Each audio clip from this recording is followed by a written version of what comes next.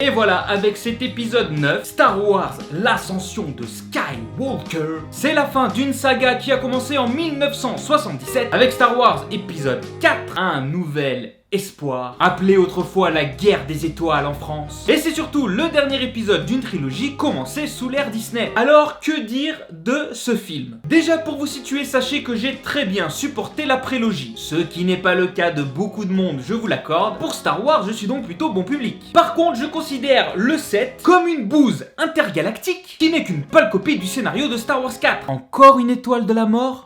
Vraiment? Avec des incohérences à foison et surtout un Kylo Ren en pleine crise d'adolescence des plus ridicules. On se souviendra de son excès de colère où il détruit son propre vaisseau.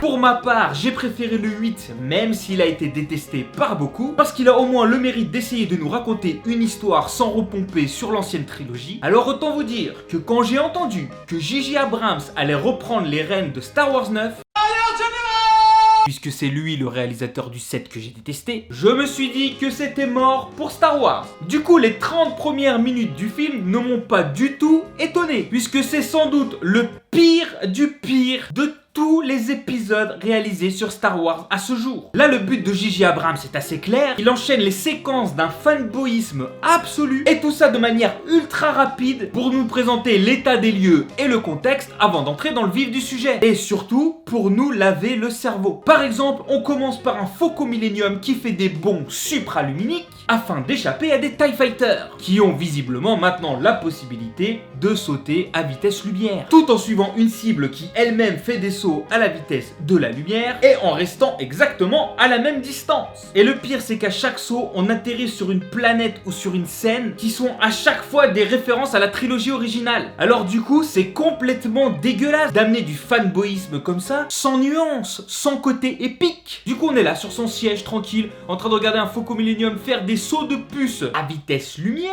en nous laissant quelques secondes à chaque fois pour voir un petit décor qui nous rappelle les planètes ou les endroits clés de Star Wars. Ensuite vient, je pense, le pire moment du film. On arrive sur une planète de sable. Ouais, encore. Toutes les séquences sur cette planète ont été imaginées, tournées et jouées sous l'influence des drogues les plus dures de la galaxie. Ça commence par une arrivée en plein festival, il y a une grosse teuf sur la planète. Pas le temps de niaiser, des vaisseaux du premier ordre apparaissent dans le ciel. Nos héros se sauvent donc dans le désert pour retrouver un vaisseau qui contient une dague, et la dague elle-même contient une inscription qui contient des coordonnées pour accéder à la planète originale des Sith. S'ensuit une course-poursuite en speeder avec des Stormtroopers eux-mêmes en speeder. Ouais, parce qu'utiliser les TIE Fighters avec lesquels tu viens d'arriver pour défoncer 5 pélos à découvert, c'est beaucoup trop facile. S'ensuit un échange de tirs. Chance extrême, le dernier Stormtrooper qui meurt à 5 mètres du vaisseau qu'il cherche. A noter que ce vaisseau est posé tranquillement sur un gros rocher en hauteur,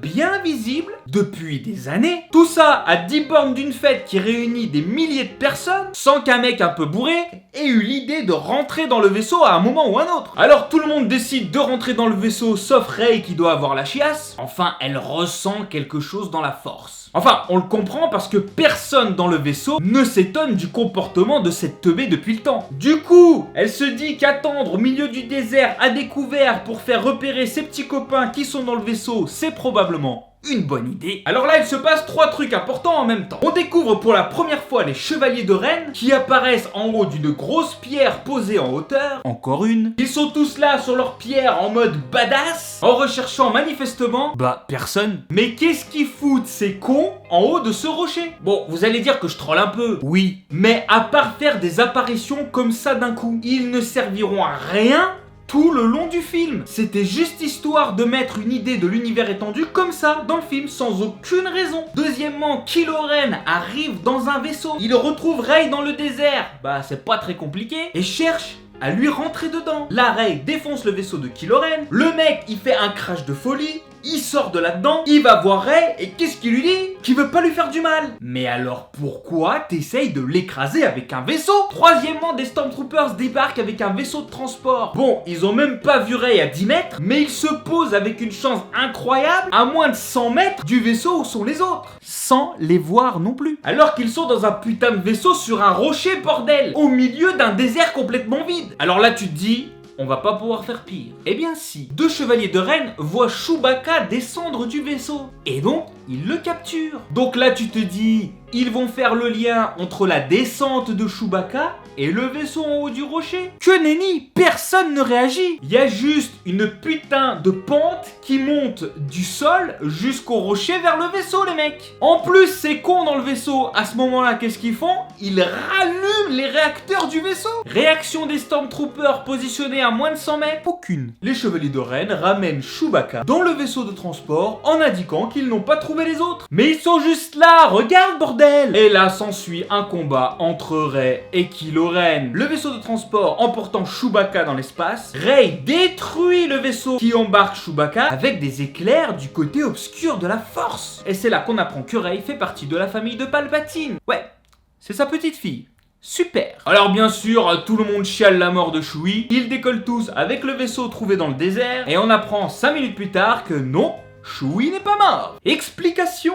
Il y avait un deuxième vaisseau qui s'était posé à 100 mètres du vaisseau des mecs sur le rocher, que personne n'a vu atterrir et que personne n'a vu quand ils ont décollé avec leur vieux vaisseau pourri du désert. Et ça en fait des vaisseaux et des aveugles dans un périmètre de 100 mètres quand même. On voit que c'est le même mec qui a écrit Lost. On n'assume absolument pas la mort d'un personnage, mais comme on veut quand même nous donner un petit peu d'émotion, on nous fait croire qu'il était mort, mais non. Au moins dans le 8, le réalisateur avait les balls de proposer des vrais morts. Parlons-en du 8. Le scénario du 9, c'est simple. Le réalisateur fait juste semblant que le 8 n'a jamais existé. Star Wars sous l'ère Disney, c'est juste une lutte d'ego qui se ressent de manière extrêmement forte dans cet épisode. J.J. Abrams en a tellement rien à foutre que Han Solo revient pour parler à son fils alors qu'il est mort, sous prétexte de souvenir. C'est même cette scène et cette conversation qui fait revenir Kylo Ren du côté lumineux de la Force, sans aucune nuance, sans lutte interne entre le bien et le mal. Parce que oui, le méchant de ce Star Wars, ce n'est pas Kylo Ren, c'est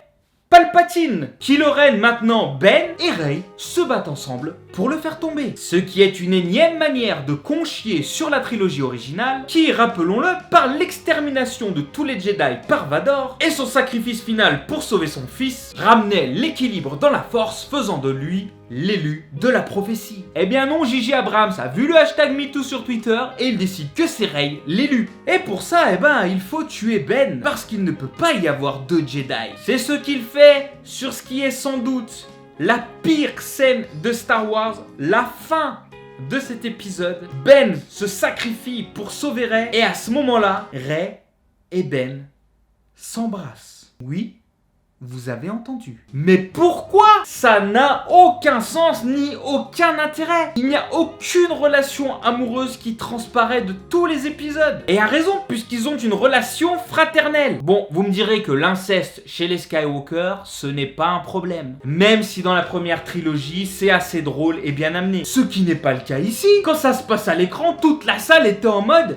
quel est le fuck? Et c'est à l'image de ce que J.J. Abrams a voulu faire tout le long du film. Enchaîner des scènes avec des ficelles aussi grosses qu'un destroyer impérial pour inclure des clins d'œil aux fans. Alors que nous, ce qu'on attend, c'est qu'on nous raconte une belle histoire dans un univers qu'on aime. Alors je suis assez virulent avec cet épisode. Mais c'est quand même l'épisode des 3 sous l'ère Disney que j'ai préféré. Parce que dès qu'on passe les 30 premières minutes du film et qu'on oublie la fin, franchement le film se laisse regarder avec plaisir. Il faut juste lâcher prise et ne plus se focaliser sur les faux raccords. Coucou le collier de Rey, plusieurs centaines de millions d'euros, 6000 personnes sur le projet, pas un mec pour dire... Eh les mecs, le truc qu'on est en train de filmer, il passe au-dessus, en dessous de la chemise, au-dessus, en dessous, des fois il est de travers, des fois il est de côté, des fois il est en arrière, enfin bref, c'est le bordel le plus total. Ça fera plaisir à l'émission Faux Raccord sur Allociné et aux incohérences. Coucou les 8000 vaisseaux du dernier ordre de Palpatine, avec des milliers de Stormtroopers dans chacun des vaisseaux. GG au recruteur pour sa discrétion dans le recrutement, en vidant sans doute une galaxie entière de ces gens pour les amener sur la planète secrète des Sith. Enfin, apparemment, elle n'est secrète que pour nos héros. Tout ça saupoudré de la nouvelle maladie de Disney qui consiste à faire plaisir aux guerriers de la justice sociale des internets. Coucou les bisous entre filles en arrière-plan parce qu'on est trop moderne. Cette trilogie étant enfin terminée, elle aura eu au moins le mérite de permettre à Disney de se débarrasser de l'héritage de la trilogie originale et qui, j'espère, leur permettra de développer enfin de nouvelles histoires. Le regret qu'on peut avoir, c'est qu'il ne l'ait pas fait plus tôt. Au lieu de nous proposer ces 3 épisodes sans intérêt et sans sans enjeu et d'avoir voulu imposer une nouvelle fin à la lignée des Skywalker, alors que la prélogie et la trilogie originale étaient déjà un ensemble complet qui nous racontait la naissance et la mort de l'élu de la Force, Anakin Skywalker, connu sous le nom de Dark Vador. Voilà pour mon avis sur cet épisode 9. Dites-moi en commentaire ce que vous pensez de mon avis et aussi donnez-moi votre avis. N'oubliez pas de vous abonner, de laisser le petit pouce bleu et de partager cette vidéo. Et je vous dis à bientôt pour une prochaine vidéo. Tchuss! Abonne-toi, tu verras, on est bien sur cette chaîne.